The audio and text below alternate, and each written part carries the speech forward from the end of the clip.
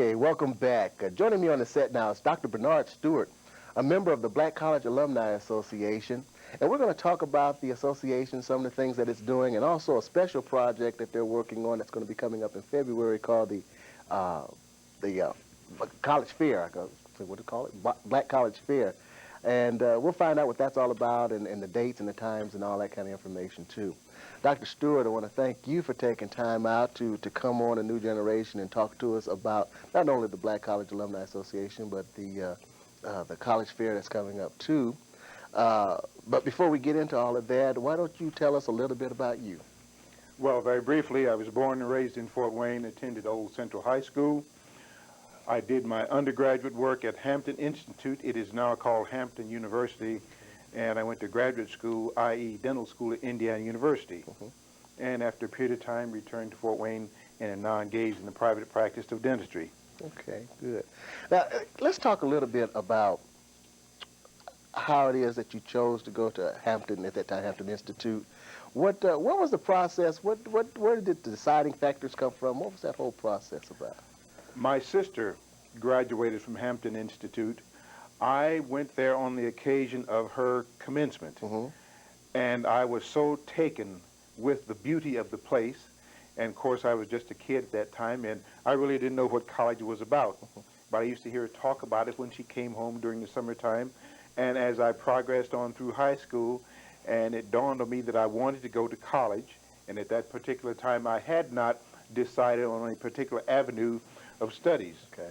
But I had only attended or visited one other college, that was Indiana University.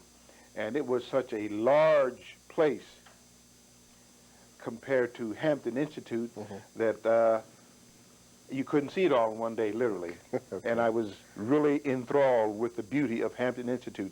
It's located right on the Chesapeake Bay, beautiful campus, and I just kind of fell in love with it, even though I had only visited the place one occasion.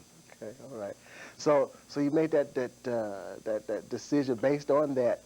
As far as like curriculum and things like that, was there any factors there? Did you see things that maybe you felt you could get there that maybe other places just wouldn't provide you? And maybe I shouldn't even say just curriculum, but just an atmosphere maybe that you felt you could get there too.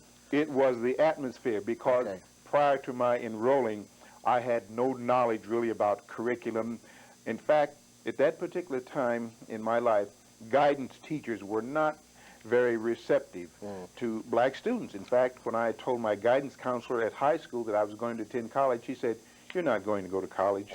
You'll just get a job and work somewhere." And it took a little bit of pushing to get them to allow me to transfer into a college prep. In fact, my brother who preceded me from Old Central High School, who was a valedictorian, they tried to discourage him from even thinking about going to college. They said, just get a job somewhere and shuffle some books or boxes. Well, that's, I guess we're fortunate that some of that has changed, and I guess that's kind of where, too, maybe the Black College Alumni Association has come in. We ought to define that for the people. I've been saying it here all along. We ought to define, what is the Black College Alumni Association? We're approximately 3 years old. We have about 50-plus members. And our primary purpose, or our goal, is to, number one, and not necessarily in order of importance, to identify those alumni of black colleges, to encourage the attendance at black colleges by high school students here in Fort Wayne, and to serve as a support group for the students and also for the families of those who attend black colleges or who are contemplating doing it. Okay, good. So in that role, particularly that role, you kind of take up some of the slack that maybe the guidance counselors don't provide, some of the things that they don't provide. The students and parents that have questions about these things, they can get in hold of people in the association. That is correct. Okay. Now, you say it's been in service for about 3 years or thereabouts. Okay. What kinds of things have you done? What kind of functions and activities has the association done out there that maybe people may or may not know about? Well, the jewel in our existence has been the Black College Fair. We had one last year, and it was in the early spring of the year on a Saturday morning at Holiday Inn, and we had roughly 200 high school students on a Saturday morning to come out. And we had representatives from our group. We had booths representing a number of the colleges. Plus, we had many of the industries here in Fort Wayne who came down and they set up booths. And there was a chance for these high school students to interact with us, to obtain information, because we all had gotten a lot of literature from our respective schools. And they could talk with us, they could talk with these prospective employers in the future and find out a lot of things that they wanted to know. And these corporations were very generous in that they searched out amongst their employees those people who had attended predominantly black colleges, so that the students could then talk to those individuals and find out whatever it was they wanted to know. Okay. Now, is there, well, I guess what I should say is that that's coming up again. That's going to be held in February, right? That is correct. On February the 2nd, I believe, at the Grand Wayne. Okay. What time? The time, well, it always started in the morning. There was a breakfast, and it essentially lasted all day. Okay, so it's an all-day activity. Yes. Okay. And one thing, too, that I would wonder is, although I guess the primary audience would be the students, what about parents? Do they encourage the parents to come and participate? Parents are invited to attend. Okay. So that we can get feedback from the parents. We can give them as much information as they want to know, because we think it is vital for the parents to become involved in their child's college selection and find out as much as they can possibly do. Okay. Now, can you give us some ideas of some of the participants who have agreed to be in the college fair this year? Okay. Since I'm not on that committee, I don't know as far as the corporations. Okay. But, however, the entire membership of our organization will be present, and those of us from respective colleges will be there with all our various materials so we can hand it out. So you guys act as the representatives for the colleges as such, and kind of provide that interface. That's right. Do any of the colleges actually send up other representatives to assist you guys? Sometimes they do, but you have to keep in mind that their staffing may be sort of minimal, and they're probably going in many directions at one time, so it's sometimes difficult, although we request, if it is possible, if they have a recruiter who might be in the area, we invite them to please attend. Okay. Now, you talked about the response last year and the fact that, you had over 200 kids, and that's, like you say, that's real good for a Saturday morning.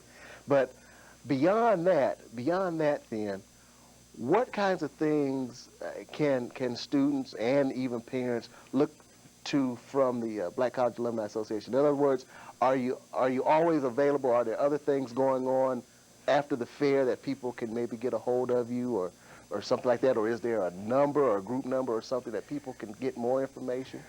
At each one of these occasions, we pass out literature with our names and phone numbers so that we are available to the students and or the parents so they can contact us and ask questions. Also, during the Christmas holiday, we invite and we help to co-sponsor a meeting between the high school students.